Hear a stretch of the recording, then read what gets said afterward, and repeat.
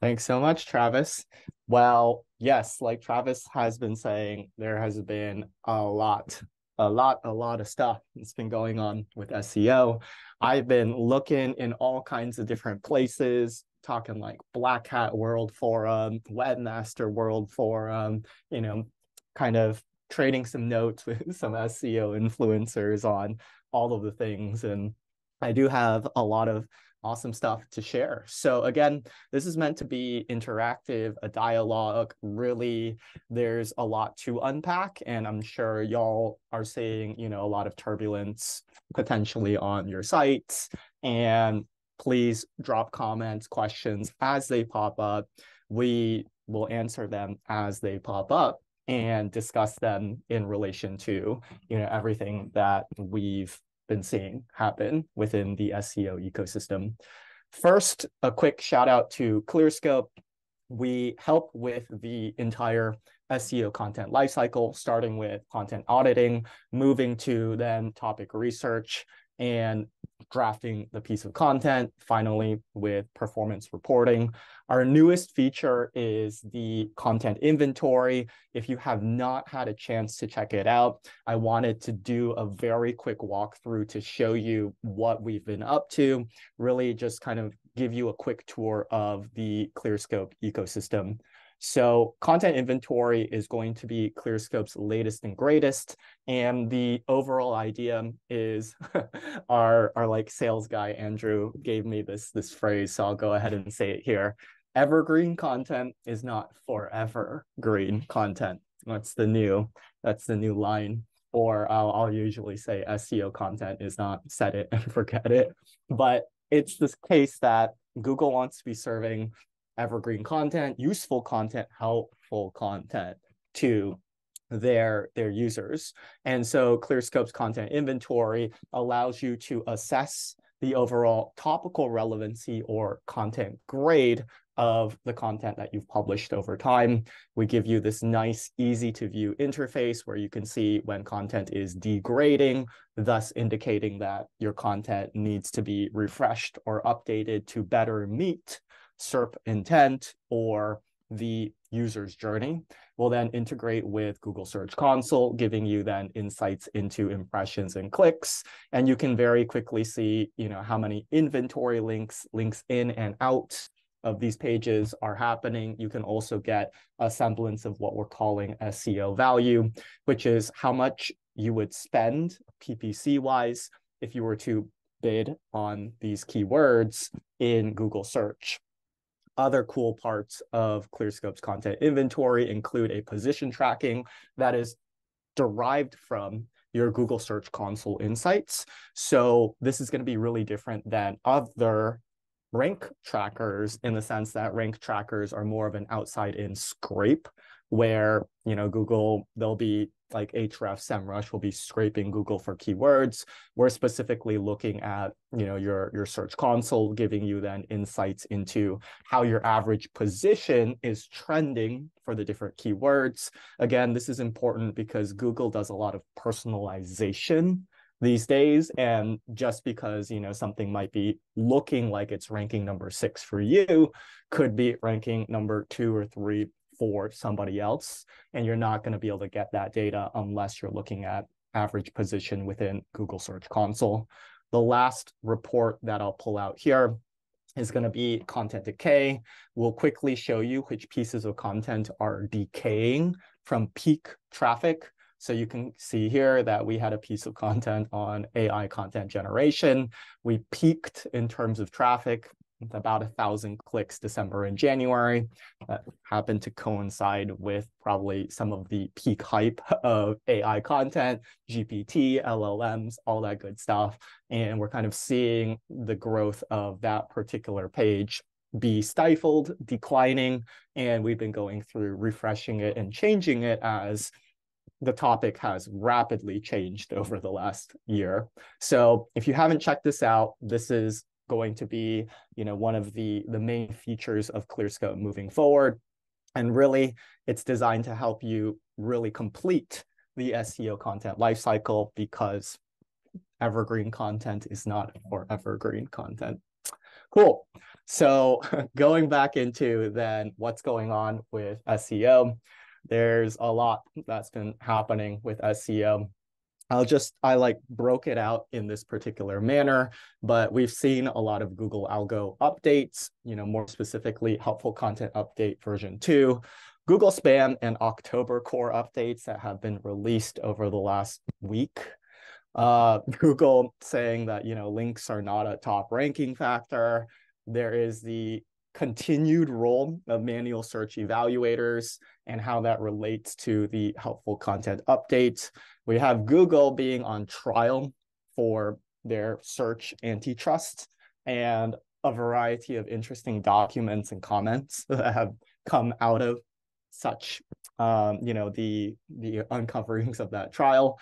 And then you have BARD, SGE, LLMs, AI. I just insert the buzzwords here because there's a lot of stuff that has been floating on related to just artificial intelligence. Also, we're hiring for a lot of different front of the house roles, including SEO, marketing, and sales. So if you're interested, you want to join an awesome team that's making a huge impact in SEO, please email bernard@clearscope.io and I can send over some job descriptions. So some caveats before we get into the meat and substance of this talk. I've been saying for a really long time that SEOs are like doctors. And I like that analogy because doctors don't necessarily really know what's going on. They send you to do blood work, you do your annual physicals, and you could imagine this would be like running a technical audit or having, an SEO kind of come in and look at some of the content and UX that your website has. From there, doctors and SEOs will make prescriptions based off of the data or science of what we're seeing, but oftentimes we don't necessarily 100% know what's right and what's wrong. So take what you will with the overall industry of SEO and the different influencers out there and know that their opinions are more like hypotheses that are backed through experience and data, but ultimately, we are just guessing. And oftentimes, we may be wrong, but I would say most of the time, you can expect that we're probably directionally correct. Also, another caveat through all of these updates that are happening is that Google propaganda, it does not equal Google search rankings and traffic. I think Google itself has taken a very, much more public stance on broadcasting their updates, their algorithm, all of these different things. They've given them these flavorful names like helpful content and spam update, where there was a period of time where I think, like Gary Ilias was jokingly calling things Fred updates or whatever because people just wanted a name to the update. And then I think internally Google started to realize that that didn't look so good. And so they started calling them things that acted as, the overall mission that they wanted to shape for us as SEO and content practitioners. The last bit that I want to call out is that you need to understand which stage in the SEO content game you're playing. Different stages require different techniques and tactics. A lot of people get this mixed up and they think that, they need to be improving their links in, like areas where they actually should be included in trying to improve their user engagement game, or vice versa. So really understanding where you're at in your SEO content journey will affect how you should take the feedback and the overall like thoughts that are floating around surrounding all of these updates. So new websites, typically you're playing an authority game plus technical SEO. The authority that you're trying to build is domain authority and backlinks. I call it a mid website where you have a few ranking pages. You're still playing the authority game, but it starts to bridge more into this notion of topical authority, or how your related pages are performing. Once you have a mature website, chances are you're going to start playing the user engagement game, and that's going to be things like dwell time, clicks, which Google has, now been outed as actually using within their algorithm, and overall your content's ability to conclude search journeys. So this is then kind of how it looks, right? To start, you need technical SEO for Google to find and access and index your content in the first place. Then you play the authority game in terms of seeding into the search results. Once Google has found your content, you'll place on the front page. If you have strong domain and topical authority, you'll place nowhere near the front page if you don't have any of that. So if you're starting off, in the 50s and 60s, like rankings wise, then chances are you have a domain and topical authority problem, perhaps a technical SEO problem. If you're generally speaking on the front page or second page or third page of Google, then I would say you're playing the user engagement signal game. So understand where you're at in terms of your SEO content journey to then understand, all of the different prescriptions that us SEO doctors are making.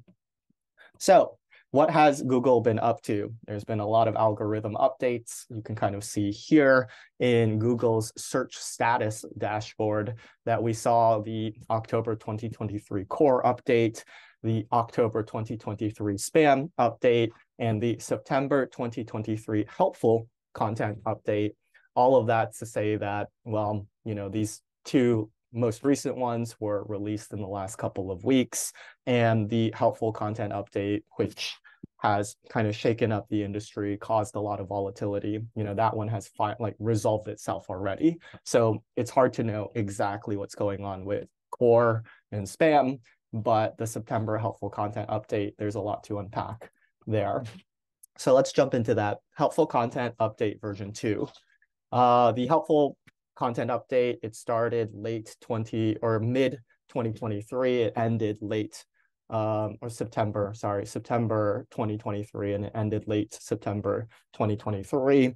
This one, in my opinion, actually dealt with a lot of experience-related content. I would say that overall, it's helpful to kind of go through the Google propaganda, which is what you're seeing here in terms of the helpful content update, to really unpack what Google is really trying to do and how that relates to a lot of the different changes that we've seen happen with the SERP.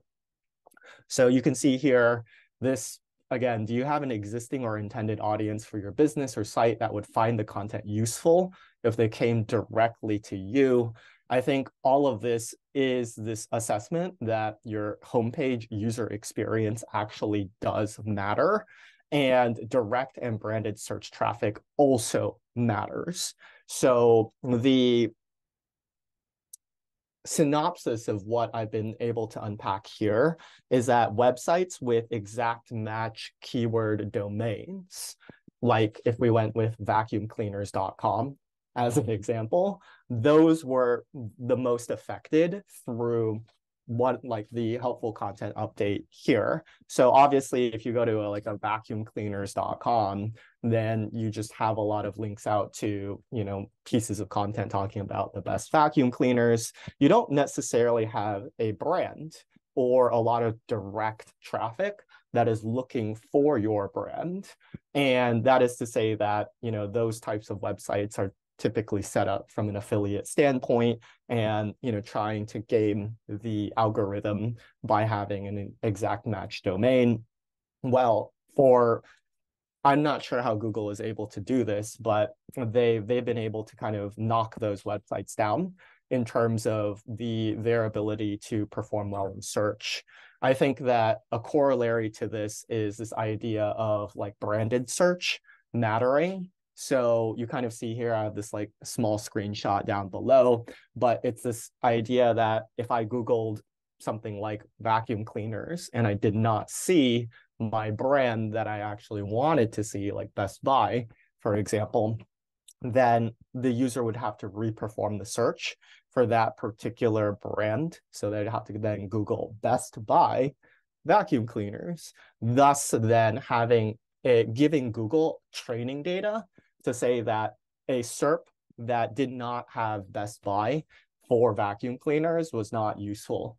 And therefore, the SERP moving forward should likely include Best Buy for searches in relation to vacuum cleaners. That said, if I'm to put on, I guess, my gray hat to make a recommendation on this, I think, that's where having sets of users performing navigational searches for your brand in relation to the head topic that you want to rank for would basically train Google's model into thinking that your website is more closely related to that brand. A more actionable example would be, NerdWallet and credit cards, right? If people Googled credit cards, did not see NerdWallet, re-Google best travel credit cards, NerdWallet, therefore making Google very closely link together that topic with the brand. This one, Google's press release on helpful content. Does it demonstrate firsthand expertise? I think this is the version 2, like the crux of version 2 is version 1. We didn't really see, much dinging or emphasis on experience as much as you would have expected. And I think that, the role of manual search evaluators is, I think, the crux of what we've seen impact version 2, right? And this is going to be seen most dramatically with the distinct rise of UGC websites like Reddit, Quora, forums. We've seen just kind of be boosted really heavily. And I think that this one really shined in at least the version 2 update. We'll see what happens in, future updates. Does your site have a primary purpose or focus? This is the idea that topical authority or, your content's ability to perform for related subtopics does matter quite a bit. And after reading your content, will someone leave feeling they've learned enough about a topic to help achieve their goal? I think that this one is both knowledge graph entity coverage, which is, of course, what Clearscope helps with when you run the reports and grade well. And I also think that this one is also shining through in terms of Google's trial, showcasing that they do indeed use clicks to inform, their search models. Will someone reading your content leave like they're feeling like they had a satisfying experience? This is actually directly the search click user engagement data that we're talking about. And then, yes, are you keeping in mind our guidance for core updates and for product reviews? Be more brainwashed by Google's PR, propaganda, all that good stuff.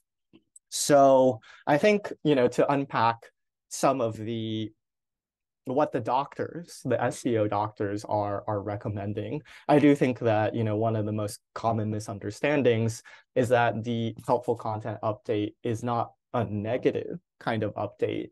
It's really just looking at content that is doing a good job exemplifying experience and probably, exemplifying, content that actually helps the user in terms of them not going back to Google and performing an additional action. And so it's not going through and saying, oh, that's not you, like minus 50 points, right? It's more saying that, oh, if you are doing this, then plus 100 points. A lot of people view these algorithm updates as penalties, but they are not penalties. They are simply rewarding websites and that are doing a good job with this. Good old Lily Ray here.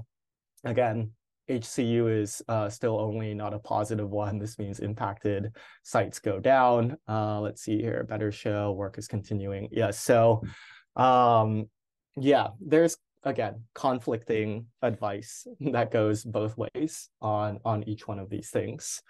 This one came from Charles Float. He did like a analysis on, what he saw happening within the SERPs. And really, I think the main takeaway is that, UGC sites, this is what I like, and brand building, right? These are, again, closely following the stances that Google's PR has put out. We've seen a dramatic rise of UGC websites like forums and Q&A type stuff. I want to pause here before we dive into the role of manual search evaluators. Any questions, thoughts, comments that have popped up?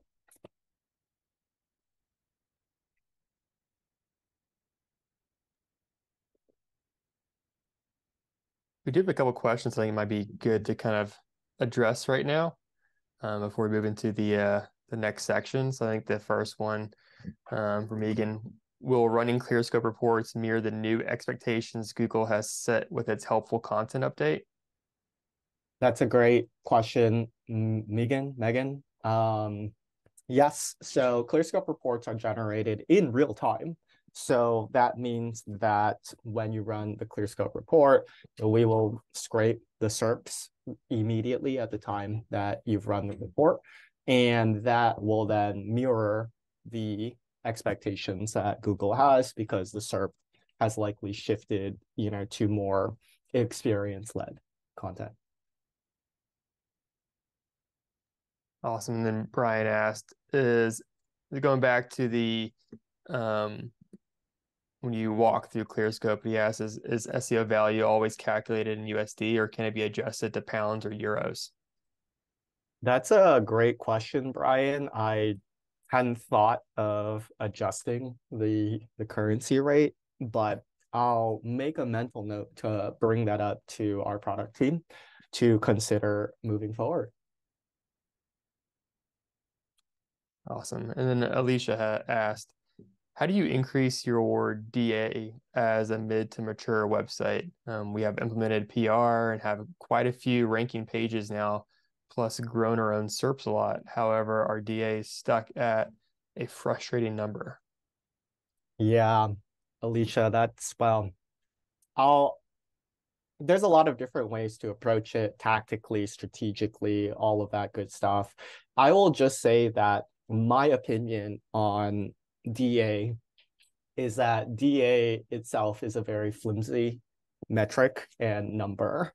I think that the most important analysis of authority from a links perspective comes from this idea of how well that specific page and website is performing for the topic that it's writing about.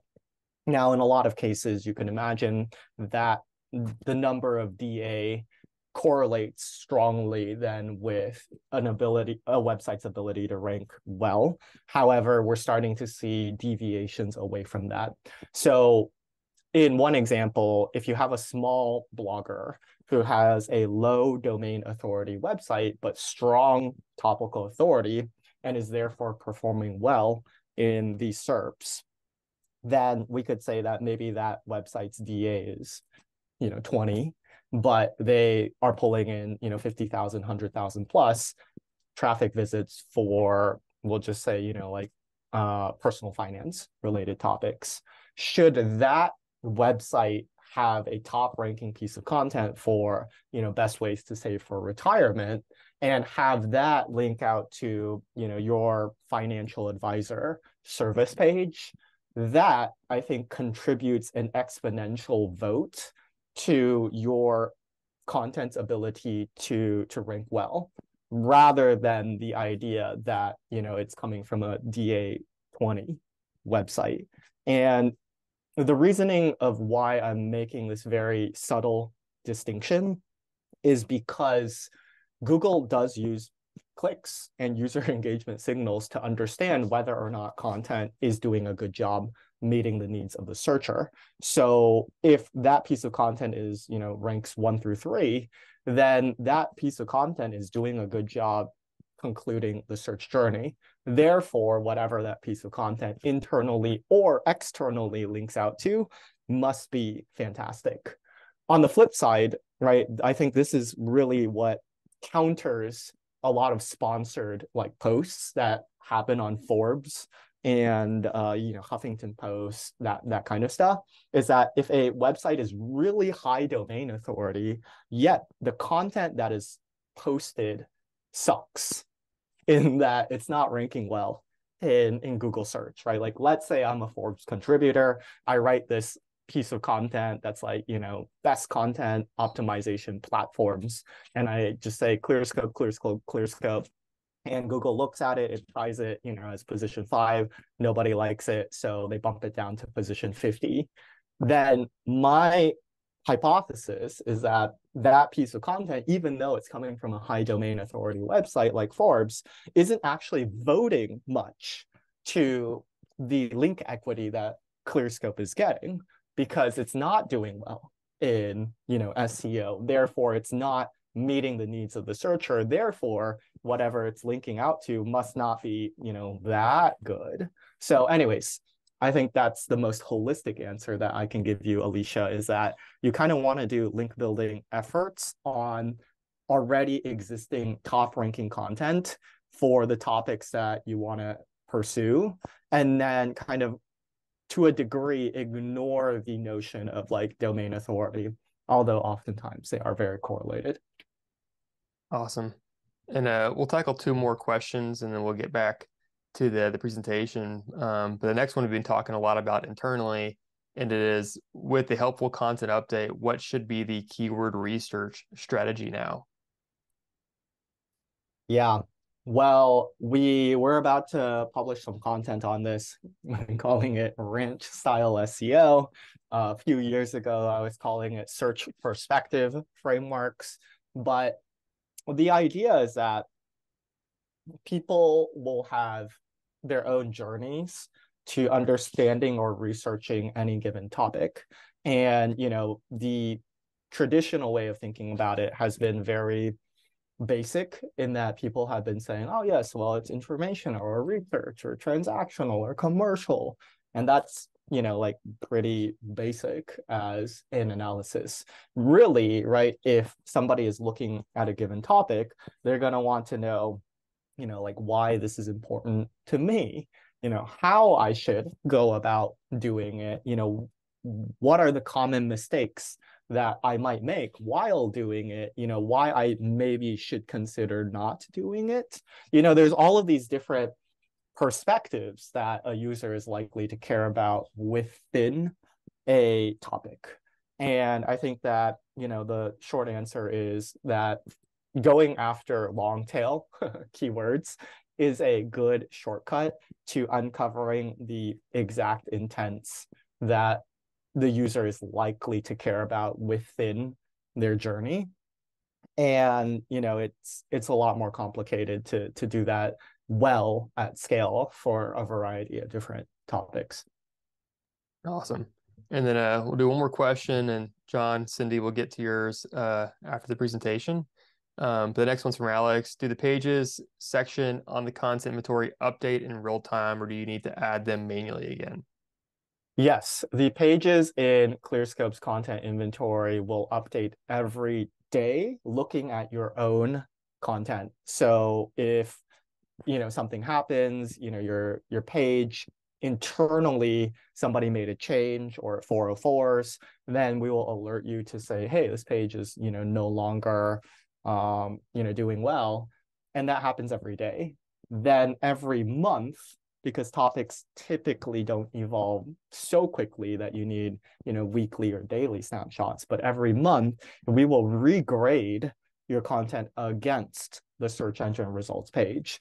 And that's where you're likely to see some nuances in terms of topics that have shifted in terms of intent, or have evolved in terms of people's engagement with that particular topic.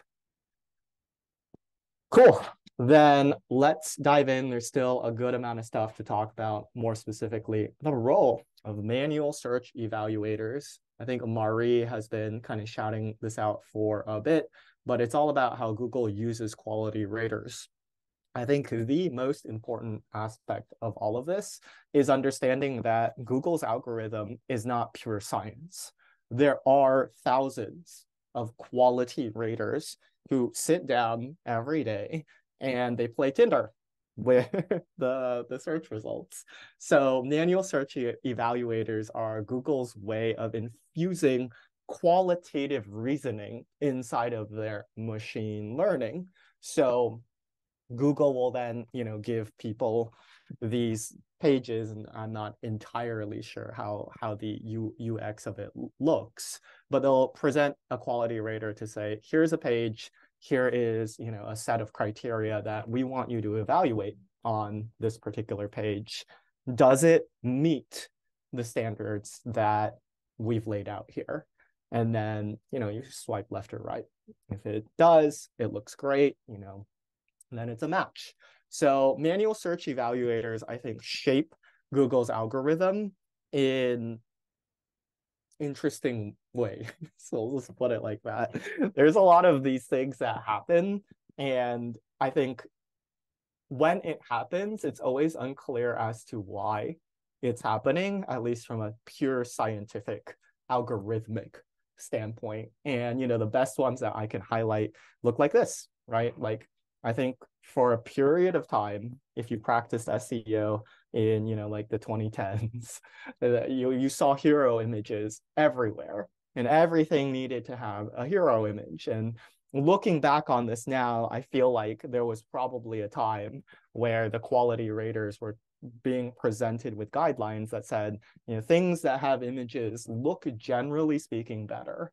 And so they did that, and they trained the algorithm to think that. And then we saw that all like happen everywhere. But over time, that got de-emphasized. And, I think we saw a period of time, and, it still might be going on, where statistics, right, this like expertise, authority, and trustworthiness, probably the trustworthiness part of it came from the citations, right? Making sure that should you make claims, that you back up the claims.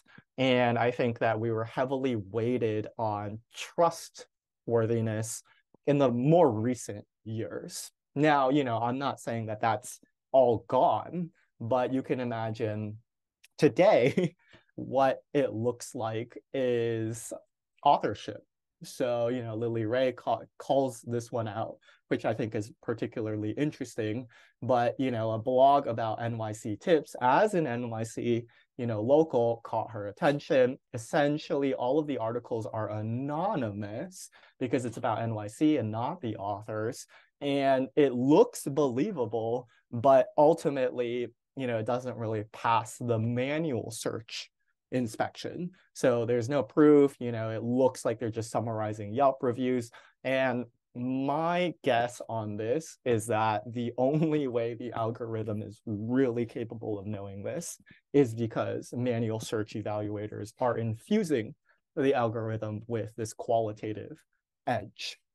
So you can see here, right, 2023 and well beyond, as in the next like 3 to 6 months before Google maybe make some more changes in relation to AI. But experience, authorship, and legitimacy, right, these are what we're seeing as the winning web experiences. And the reason why this happens is because people are behind the scenes training the algorithm to say, we want real people. We want, if you were to click into Amy Richer, that looks like a legitimate authorship bio. She's like very, certified in these different areas, a subject matter expert.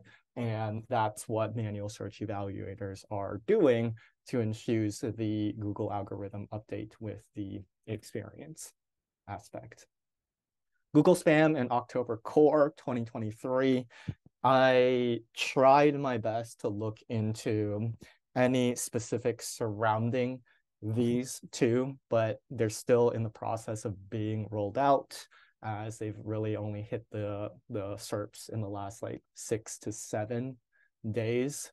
I would say that it's a reduction of spam, kind of more targeted at like a lot of other like foreign languages. And it's hard to really say what has happened with these. And we'll continue to see how the updates roll out. I think this one's interesting.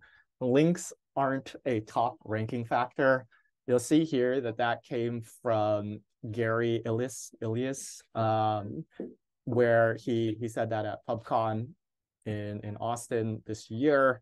And I think that it's back to the SEO stages, right? If you are in the top 3 pages of Google, I do kind of believe that links aren't a top 3 Google search ranking factor, right? You're kind of playing in your content's ability to rank well and serve the searcher rather than, pool a bunch of links. However, right, Gail from Authority Hackers, Google, links are not a top 3 ranking factor. And then he goes and redirects 100 plus links from old posts that they removed. And then they went from, number 11 to number 1. Okay, so, what happens there? Well, you can imagine if all of a sudden a lot of pages are linking to a page, that's going to make a Google's algorithm raise an eyebrow. It's going to say, hey, like maybe we should take a closer look at this. And so, the ending result of boosting a page to the top spots makes a lot of sense as a algorithm reaction to a large influx of links.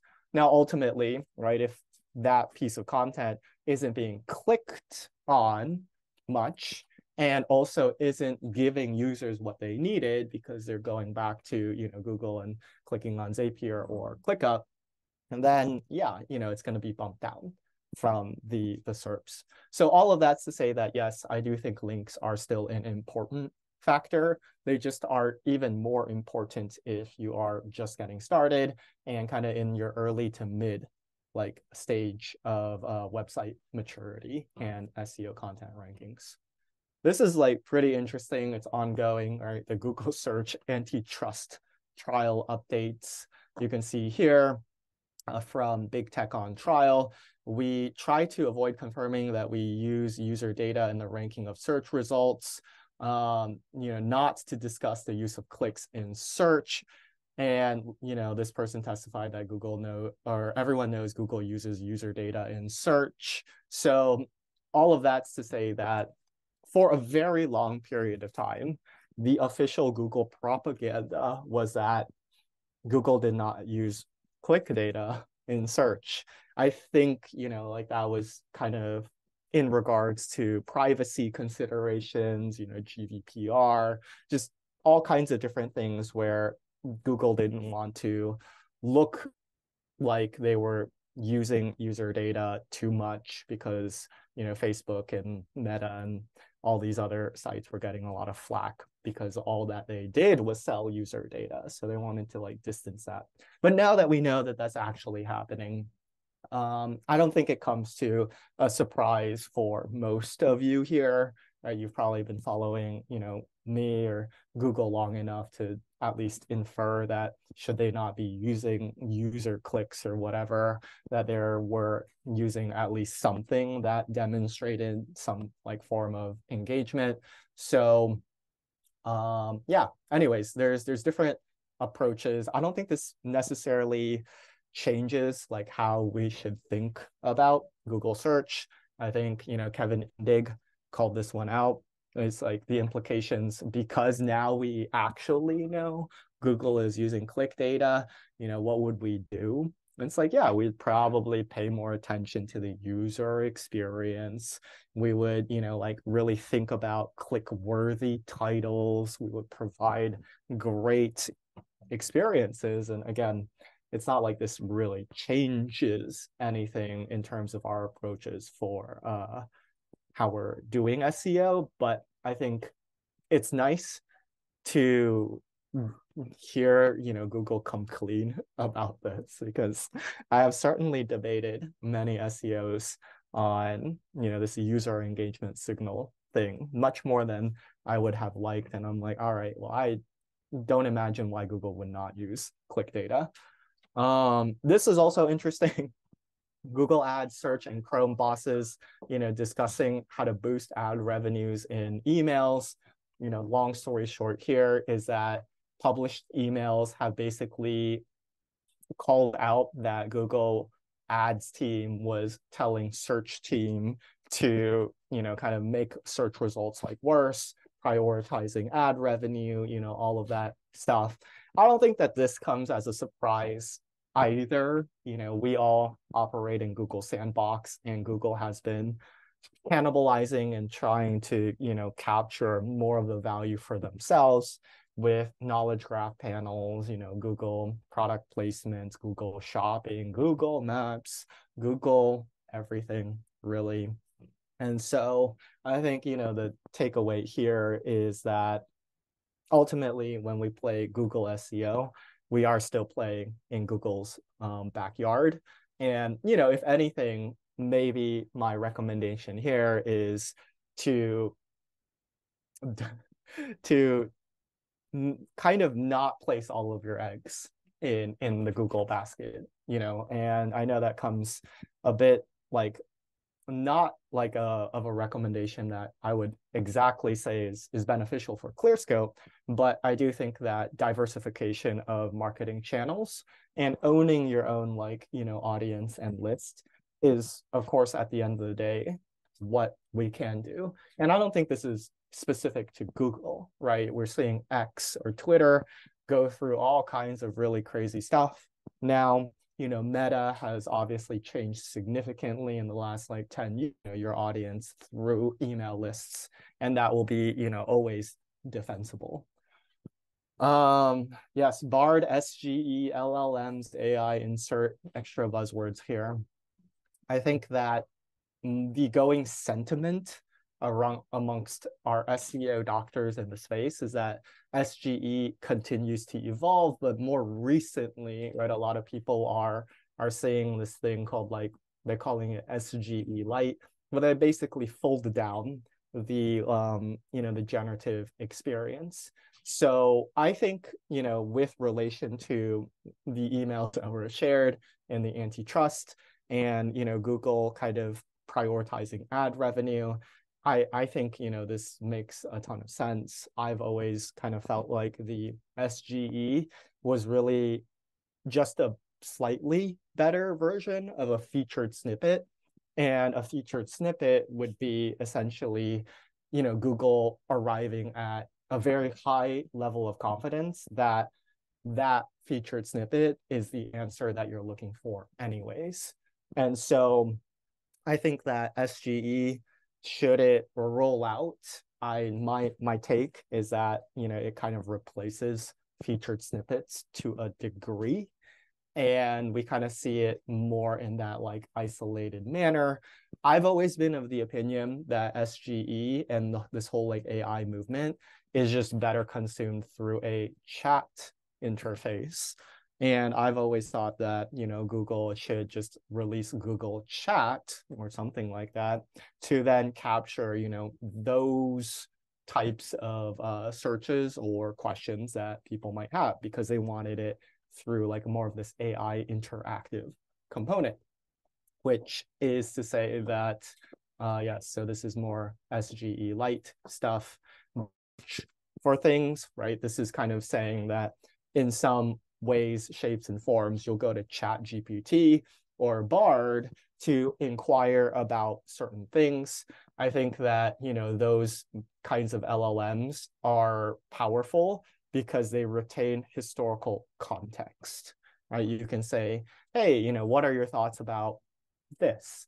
And then, the LLM, whether it's Bard or ChatGPT, will say, here's my thoughts. And then you can say, okay, well, and, more practically, it's give me the best things to do in Australia, for example. And then it will say, yeah, go do this and go do that. And I'll be like, no, actually, give me things that are outdoors rather than indoors, right? And so essentially that continued dialogue and conversation is where LLMs shine, because you can't really do that as well when you're searching. So I think this makes the most sense for SGE. and AI is that, there's a lot of chat interfaces that will cannibalize parts of keywords and topics that people are likely to be searching for. I think we're seeing that actually probably influence a lot of code right now with GitHub Copilot and Chat GPT being able to read a bunch of like open source code. You're seeing less like, oh, like if I have this coding challenge or problem, you'd rather just get that from Chat GPT. So I think you'll see a class of searches more or less like, I'm not gonna say disappear, or I think it'll like transfer over to, like Bard and Chat GPT.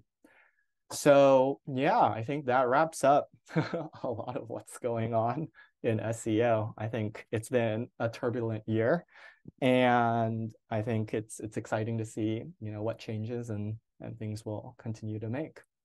Yeah, completely agree.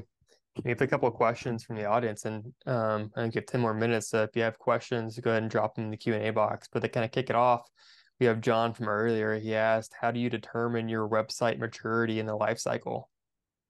Yeah, it's a great question, John.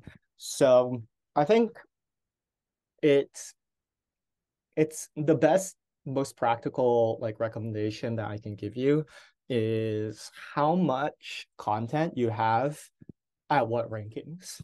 So, if you see a high density of content that is ranking, on the fourth, fifth, sixth page of Google, then chances are you have a topical or domain authority problem.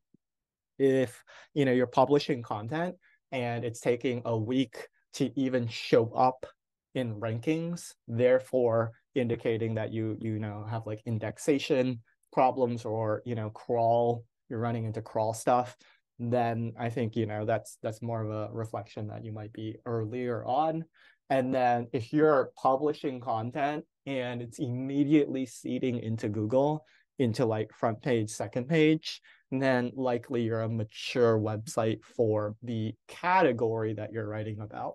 So, yes, that said, I think the most important thing to understand is that maybe it's not website maturity, but it's topic maturity, right? Like NerdWallet, if they started to write content on like personal health and like, diets, well, their website would be very immature in terms of the life cycle of personal health and diets, even though the website as a whole is very mature within the topic of personal finance. So I think it's really topic by topic specific, and then just kind of seeing of the content that you have within the topic that you want to rank for, where are you positionally. And I generally say for second page, you're kind of mature and playing the user engagement.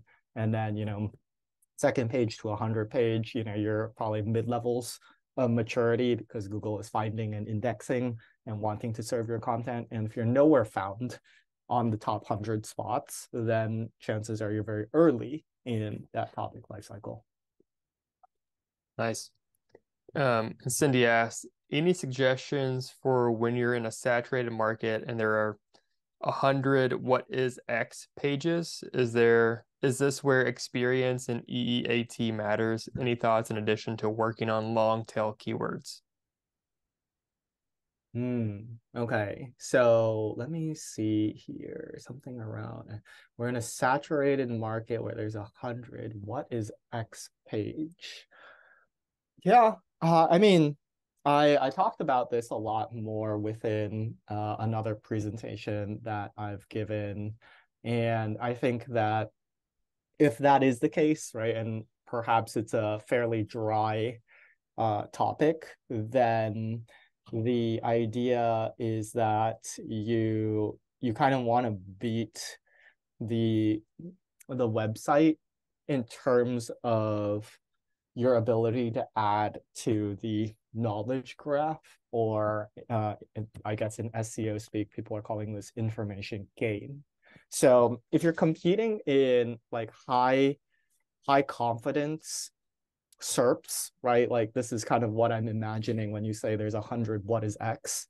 If it is all like what is X, right? And we all agree that this is all like what is X. Typically speaking, what you have is a featured snippet that gets produced, right?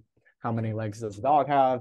It's probably likely always, 4 legs, something like that. So what happens then in those particular SERPs is that you need to add to the knowledge graph in a compelling way, which is, well, where Clearscope like shines, but it becomes a much more nuanced game in terms of your ability to rank. Nice. Yeah, that's helpful. And so for us as the last question from Megan, do we think Google will eventually rank pages that have used Bard more so than those who have not? Hmm. um, that's an interesting question. I would say that I don't I don't think so. I can't say that with absolute certainty because I'm not sure how, Bard's language model or, Palm, I suppose, is kind of how they're describing it in terms of Google gets constructed and whether or not Google search is playing, like contributing to the pool of training data that's being used for Bard. So all of that's to say that it's likely to like matter in the same way that Google kind of calls out, they're like, well, SEO and PPC, that data doesn't cross, right? So whatever is going on with SEO does not affect PPC, or I guess more importantly, vice versa, right? If you're spending a bunch of money on Google Ads, that does not affect your ability to rank well in Google search. And Google's always been very keen on promoting that propaganda. However, right, what we've seen is that, should you spend a lot of money on PPC, it's correlated with your ability to do well in SEO. And I think, you could rationalize that to say that, if people are just seeing more brand mentions of your site show up in search, regardless if it's PPC or SEO, then they're more likely to want to click on your organic result if you owned like a PPC like result that you were bidding on for a keyword. So I think that's probably the way that I would approach Bard and SEO, is that I think Google is going to be pretty clear and say, the usage of Bard does not really affect SEO, but chances are they might share some of the same proprietary, technology in terms of knowledge graph or training data, which could help. But I think Google will likely want to keep that, pretty distinct from one another. Awesome. That's helpful. Yeah, I would agree with that as well. Awesome. Well, thanks everybody for taking your time out of your day to attend and ask questions. Bernard, anything we need to share before we give everyone their time back today? No, that's it. I think, there's a lot going on in SEO. Feel free to tweet at me if you have any additional questions or thoughts, or else, we'll be hosting monthly versions of, not necessarily always what's going on in SEO, but just what's happening in Clearscope. Ask, any questions that you might have, and, stay tuned for more of this coming up. Now, if you liked this Clearscope webinar snippet, don't forget to share, like, and subscribe so you don't miss out on more great tips and strategies from the industry's best SEOs and content marketers. Make sure to check out the Clearscope YouTube channel for more great content.